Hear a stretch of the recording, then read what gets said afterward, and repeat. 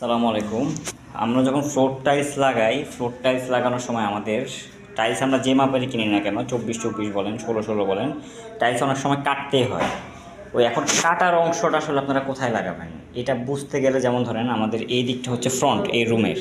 এখন কাটা টাইলসটা এই জায়গা থেকে মাপ দিয়ে এই জায়গায় এসে টাইলসটা কাটা পড়তেছে, এই জন্য কাটার অংশটা আমি এই জায়গায় দিচ্ছি। এটা কিন্তু আপনারা যদি মেজার করে না দেন তাহলে এটা এই পাশে বা অন্য যে কোনো পাশে দিয়ে দিবে।